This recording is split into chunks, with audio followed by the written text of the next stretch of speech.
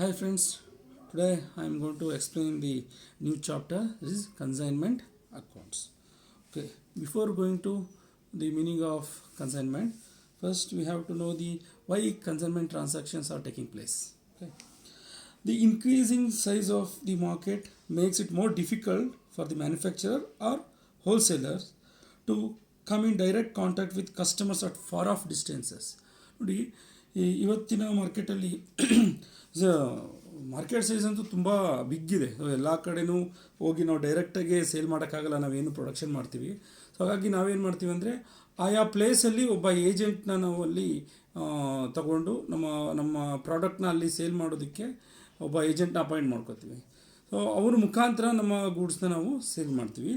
These type of transactions are called consignment transactions. Okay, first we have to go to the meaning of consignment. ಇನ್ನು consignment meaning ಅಂದರೆ ಏನು ಅಂತ ನೋಡೋಣ. ನೋಡಿ, it is just a transfer of goods from one person, that is the owner, to another person, that is the agent, for sale on his, ಅಂದರೆ on behalf of the owner and at the risk of the owner in return for commission is known as consignment. ನೋಡಿ, consignment ಅಂದರೆ ಏನು? It's just it's a transfer of goods from one person to another person, means owner to his agent. ಇಲ್ಲಿ only possession transfer ಆಗುತ್ತೆ, ownership transfer ಆಗೋದಿಲ್ಲ ಕನ್ಸೈನ್ಮೆಂಟಲ್ಲಿ. But ಸೇಲಲ್ಲಾದರೆ sales ಆಗ್ತಿದ್ದಂಗೆ ownership ಕೂಡ ಟ್ರಾನ್ಸ್ಫರ್ ಆಗುತ್ತೆ.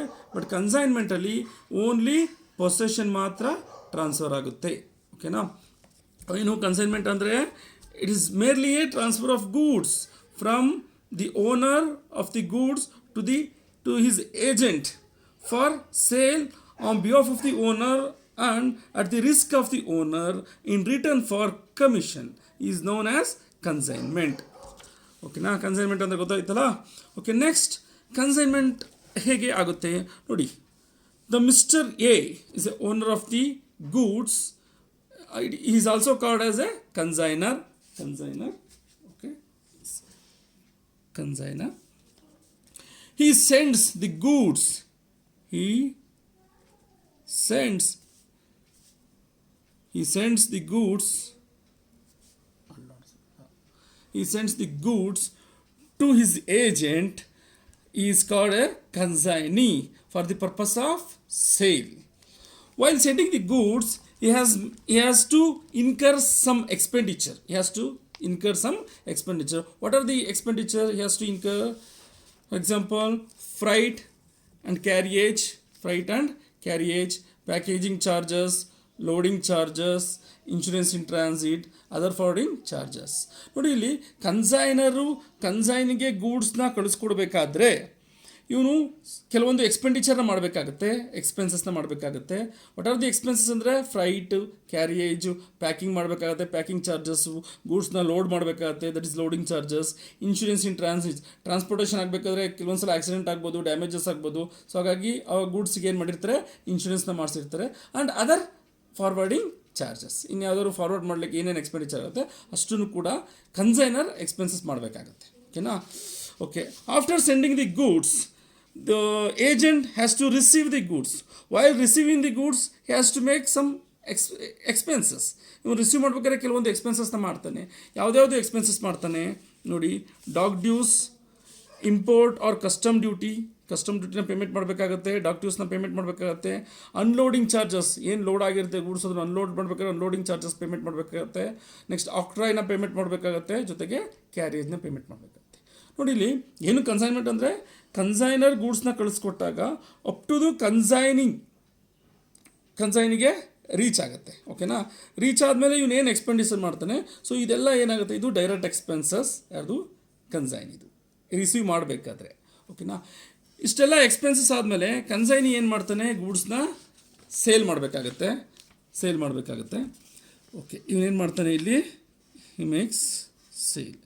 ಓಕೆ, ಸೇಲ್ ಮಾಡೋದಾಗ ಇವನಿಗೆ ಏನು ಬರುತ್ತೆ, ಸೇಲ್ಸ್ ರೆವಿನ್ಯೂ. ಓಕೆನಾ?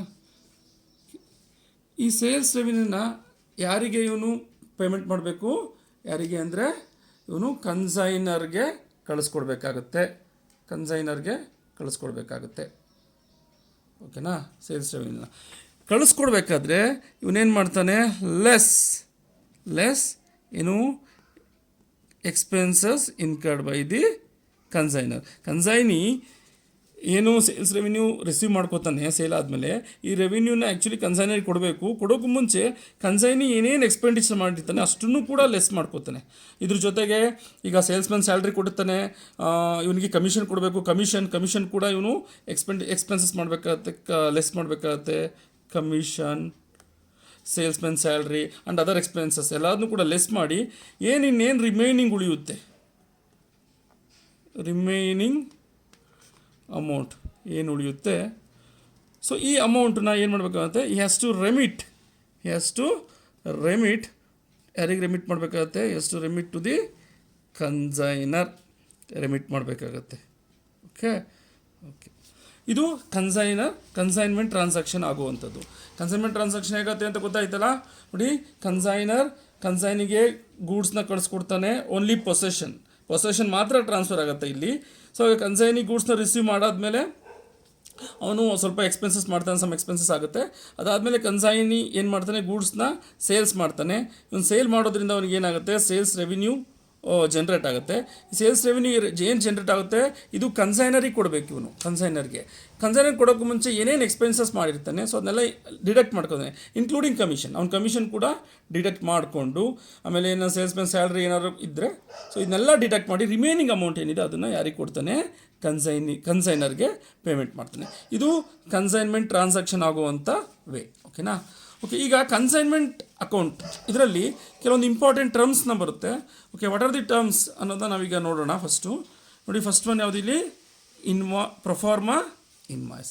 ಏನಿದು ಪ್ರೊಫಾರ್ಮಾ ಇನ್ವಾಯ್ಸ್ ಅಂದರೆ, it is just like a invoice but it is not a invoice. ಏನು ಹೇಳ್ತಾರೆ, it is a statement prepared by the consignor stating the quantity, quality and price of goods. It is sent with the goods dispatched to the consignee. ಇಲ್ಲಿ ಕನ್ಸೈನಿಗೆ ಗೂಡ್ಸ್ನ ಕಳಿಸ್ಕೊಡ್ಬೇಕಾದ್ರೆ ಒಂದು ಸ್ಟೇಟ್ಮೆಂಟ್ನ prepare ಮಾಡ್ತಾನೆ. ಆ ಸ್ಟೇಟ್ಮೆಂಟಲ್ಲಿ ಏನೇನಿರುತ್ತೆ ಅಂದರೆ, total details of the goods, ಏನು quality of the goods, quantity of the goods and also price of the goods, total price ಎಷ್ಟಿದೆ ಸೊ ಅಷ್ಟು ಕೂಡ ಇನ್ಫಾರ್ಮೇಷನ್ ಕೂಡ ಇರೋ ಅಂಥ ಒಂದು ಸ್ಟೇಟ್ಮೆಂಟ್ನ ಪ್ರಿಪೇರ್ ಮಾಡ್ತಾನೆ. That statement is called proforma invoice. ಓಕೆನಾ. Next the important term is account sales. ಏನು ಅಕೌಂಟ್ ಸೇಲ್ಸ್ ಅಂದರೆ, it is a periodical statement rendered by the consignee to the consignor containing details of goods received, sales made, expenses incurred, commission charge, remittances made and balance due by him to the consignor. ಏನು account sales ಅಂದರೆ, it's a periodical statement. Periodical ಅಂದರೆ every period 6 months, every month or quarterly half yearly. ಇದನ್ನು ಸ್ಟೇಟ್ಮೆಂಟ್ನ ಯಾರು consignee prepare ಮಾಡಿಬಿಟ್ಟು ಕನ್ಸೈನರ್ಗೆ ಕಳಿಸ್ಕೊಡ್ತಾನೆ.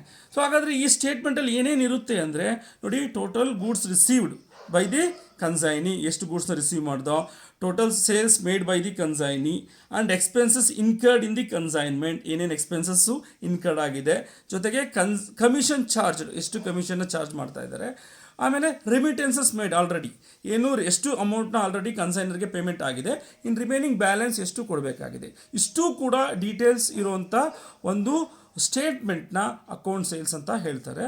So ಇದನ್ನು prepare ಮಾಡೋದು ಯಾರು ಅಂದರೆ ಕನ್ಸೈನಿ. ಪ್ರೊಫಾರ್ಮಾ ಇನ್ವಾಯ್ಸ್ನ ಪ್ರಿಪೇರ್ ಮಾಡೋದು ಕನ್ಸೈನರ್. ಓಕೆನಾ. ಓಕೆ, ನೆಕ್ಸ್ಟ್ ನಾವು ನೋಡೋಣ ಯಾವುದು. Okay, direct expenses. ಓಕೆನಾ. ಡೈರೆಕ್ಟ್ ಎಕ್ಸ್ಪೆನ್ಸಸ್ ಅದನ್ನು ನಾನ್ ರೆಕರಿಂಗ್ ಎಕ್ಸ್ಪೆನ್ಸಸ್ ಅಂತ ಕೂಡ ಕರೀತಾರೆ. ಏನು ಹಾಗಾದರೆ ಡೈರೆಕ್ಟ್ ಎಕ್ಸ್ಪೆನ್ಸಸ್ ಅಂದರೆ ನೋಡಿ, ಆಲ್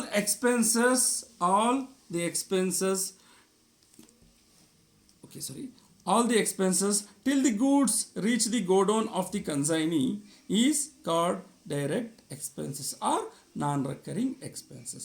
ನೋಡಿ, ಯಾವುದ್ಯಾವುದು ಎಕ್ಸ್ಪೆನ್ಸಸ್ಸು